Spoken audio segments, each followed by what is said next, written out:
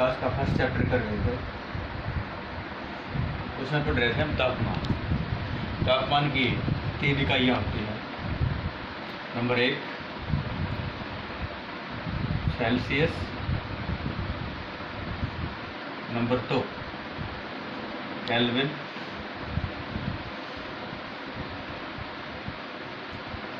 और number 3 Fahrenheit.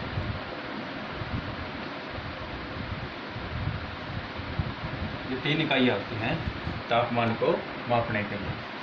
Celsius को degree Celsius इस प्रकार से भी लिखा जाता है, केल्विन को के द्वारा, और फ़ारेनहाइट को डिग्री एफ या डिग्री फ़ारेनहाइट के द्वारा भी प्रदर्शित किया जाता है। तो देखिए, हम कर रहे थे कि हम ठोस को द्रव में और द्रव को गैस में परिवर्तित कर सकते यदि हम तापमान को बढ़ाते हैं।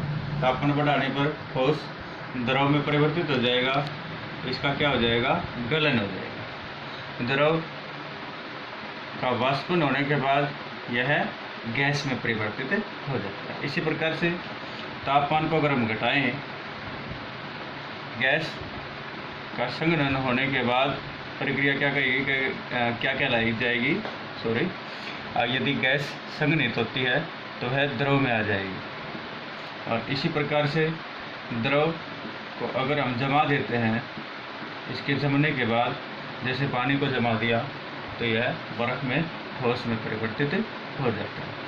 अच्छा, तापमान की इकाइयाँ देखिए, डिग्री सेल्सियस है, केल्विन है, फ़ारेनहाइट है। इनमें आपके सिलेबस में, आपकी क्लास के अंदर, कि डिग्री सेल्सियस को हम किस प्रकार से केल्विन में परिवर्तित कर सकते हैं और केल्विन को किस प्रकार से डिग्री सेल्सियस में परिवर्तित कर सकते हैं। साधारण सा, बिल्कुल आसान सा तरीका है। डिग्री सेल्सियस के अंदर जो तापमान अगर डिग्री सेल्सियस में दे रखा है तो उसमें हम 273 जोड़ देते हैं तो हमारे पास तापमान किस में आ जाएगा, केल्विन में आ जाएगा। ये केल्विन में परिवर्तित हो जाएगा, सेल्सियस प्लस 273। अगर केल्विन में तापमान है तो उसमें से अगर हम 273 घटा देते हैं तो हमारे पास तापमान किस में आ जाएगा, डिग्री सेल्सियस में आ जाएगा। एक साधारण से उदाहरण लेते हैं हम। देखिए, हमारे पास तापमान है 25 डिग्री सेल्सियस, इसको हमने केल्विन में बदलना है तो इसमें हम 273 जोड़ देते हैं। 5 और 3 8, 7 और 2 9, 298। तो ये 298 क्या हो जाएगा, केल्विन हो जाएगा। तो इसी प्रकार से आप प्रैक्टिस करना, जो भी तापमान डिग्री सेल्सियस में दे रखे हैं उनमें 273 जोड़ते जाना तो आपके पास तापमान किस में आ जाएगा, केल्विन इकाई में आ जाएगा। इसी प्रकार से अगर केल्विन में दे रखा है, जैसे मान लीजिए 300 केल्विन है, इसको डिग्री सेल्सियस में परिवर्तित करना है तो इसमें से हम 273 को घटा देंगे। देखिए कितना बच गया, 27। तो 300 केल्विन को हम डिग्री सेल्सियस में परिवर्तित करें तो यह आ गया 27 डिग्री सेल्सियस। बस हमने इसमें से 273 को घटाना है। तो इस प्रकार से हम डिग्री सेल्सियस को केल्विन में और केल्विन को डिग्री सेल्सियस में परिवर्तित कर सकते हैं। इस प्रकार के प्रश्न आपकी इंटेक्स एक्सरसाइज है या फिर अभ्यास की जो एक्सरसाइज है उसके अंदर में मिलेंगे, डिग्री सेल्सियस को केल्विन में और केल्विन को डिग्री सेल्सियस में परिवर्तित करने के लिए। इस प्रकार से इसको हम परिवर्तित कर सकते हैं। और यहाँ जैसे मैंने आपको बताया, पदार्थ की तीनों अवस्थाओं को आपस में परिवर्तित किया जा सकता है, किसके प्रभाव से, तापमान के प्रभाव से। इसी प्रकार से दाब के प्रभाव से भी इनको परिवर्तित किया जा सकता है। यहाँ पर तापमान बढ़ाने से और दाब को भी इसी प्रकार से बढ़ाने या घटाने से हम इसको आपस में परिवर्तित कर सकते हैं। ये हमने पहले पढ़ लिया। उसके बाद आता है एक छोटा सा टॉपिक है वाष्पीकरण का। वाष्पीकरण क्या होता है, किसी भी द्रव को अगर हम गर्म करते हैं, इतना तापमान तक गर्म करते हैं कि वह वाष्प में परिवर्तित हो जाता है, गैस में परिवर्तित हो जाता है। तो द्रव को इसमें गैस में परिवर्तित करना क्या कहलाता है? वाष्पीकरण कहलाता है। तो देखिए यहाँ पर हम उदाहरण लेते हैं। हमारे पास द्रवित अवस्था में जल है। जल को हमने 100 डिग्री सेल्सियस पर गर्म किया। ये किस में परिवर्तित हो जाता है? जल वाष्प में परिवर्तित हो जाता है। तो यहाँ पर जल क्या हो जाता है? वाष्पित हो जाता है। तो जल के वाष्पीकरण के फलस्वरूप जल वाष्प बनते हैं। तो इसी प्रकार से है प्रक्रिया होगी वाष्पीकरण। उसके बाद आता है वाष्पीकरण को प्रभावित करने वाले कारक। वाष्पीकरण को प्रभावित करने वाले कारक। नंबर 1, तापमान।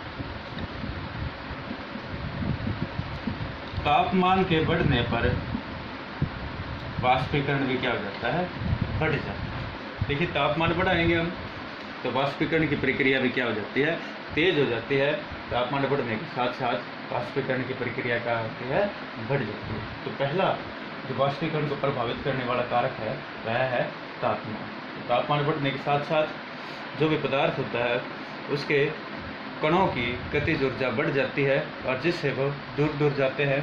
इसी प्रकार से द्रव होगा, गर्म करने पर उसके कण के बीच आकर्षण बल कम हो जाएगा और उनकी गतिज ऊर्जा बढ़ जाती है जिससे वह गैस में परिवर्तित हो जाते हैं। तो तापमान बढ़ने के साथ साथ वाष्पीकरण की प्रक्रिया है वह तेज हो जाती है। नंबर 2,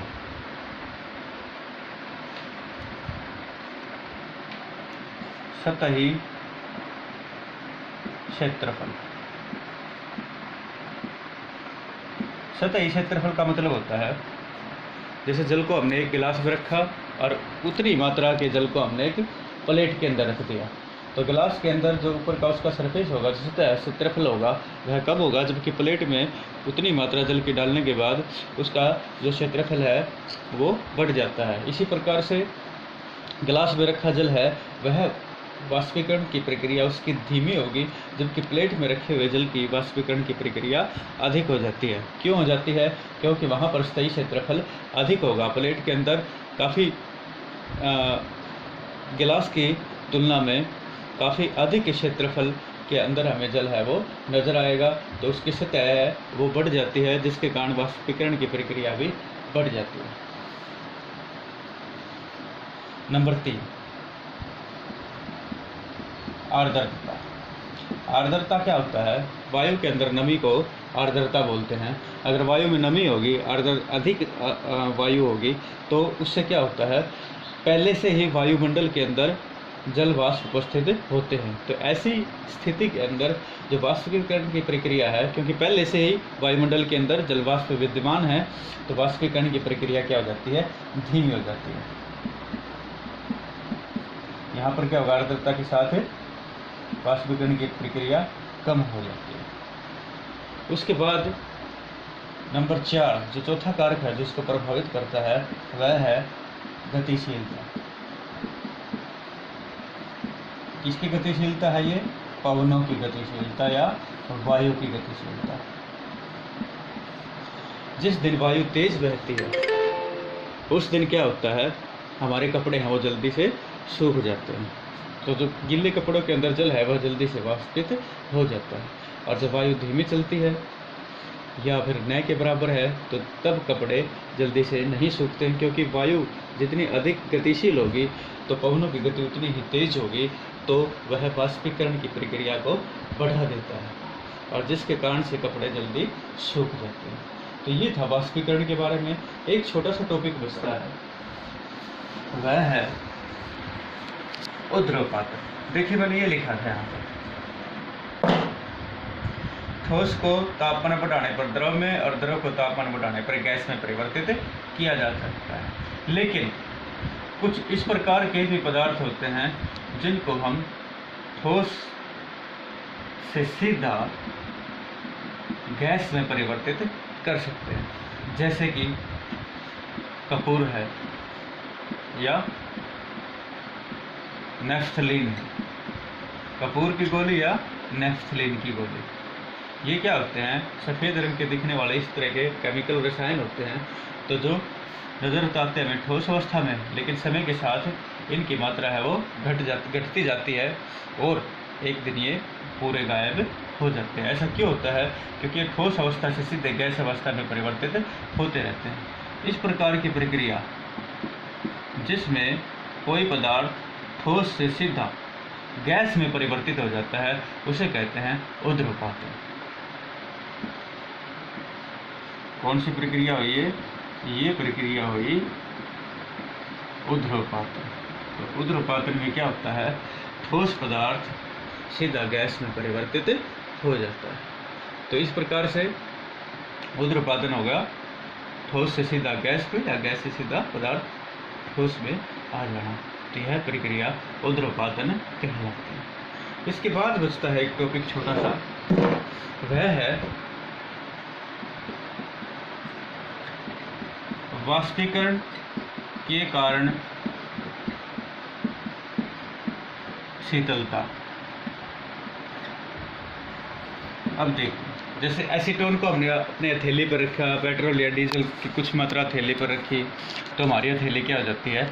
ठंडी हो जाती है। गर्मियों में हमने मटके का जल है वो इस्तेमाल करते हैं हम, तो मटके का जल ठंडा होता है, बल्कि दूसरे बर्तनों में रखा हुआ जल है वह इतना ठंडा नहीं होता है। ऐसा क्यों होता है? क्योंकि मटके के अंदर छोटे छोटे बारीक छिद्र होते हैं और उनसे जल रिसता रहता है। वह जल जब बाहर वायु के संपर्क में आता है और गर्मी के कारण वह वाष्पित हो जाता है, जिससे यह प्रक्रिया वाष्पीकरण कहलाती है। तो जल वाष्पित होता है तो यह कुछ न कुछ मात्रा ऊर्जा की ग्रहण करता है, क्योंकि तापमान जैसे बढ़ेगा जल वाष्पित हो जाएगा, तो यह ऊर्जा की मात्रा वह अपने आसपास से प्राप्त करता है, तो जिसके कारण आसपास का तापमान क्या हो जाता है?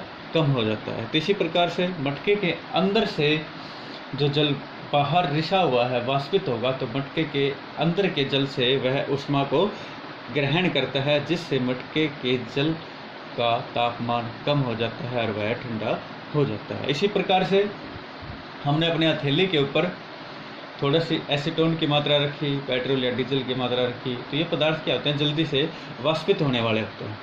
तो हथेली पर रखने के तुरंत बाद ही ये वाष्पित हो जाते हैं। तो जब ये वाष्पित होते हैं, मैंने बताया वाष्पीकरण की प्रक्रिया में जो ऊर्जा इस्तेमाल की जाती है वह तो जो तापमान बढ़ने के कारण होती है वह आसपास के पदार्थों से ऊष्मा को ग्रहण करता है। तो जैसे ही एसीटोन या पेट्रोल या डीजल की कुछ मात्रा हमारी हथेली पर थी वह वाष्पित हुई, तो हमारी हथेली से वह तापमान को ग्रहण करती है, तो हथेली का तापमान कम हो जाता है और जिसके कारण हमारी हथेली कैसी महसूस होती है? शीतल या ठंडी महसूस होती है। तो इसी के साथ आपका जो फर्स्ट चैप्टर है ये कंप्लीट होता है। इसको अच्छे से याद कर लेना और लाइक और शेयर कर देना, चैनल को सब्सक्राइब कर देना। Thank you.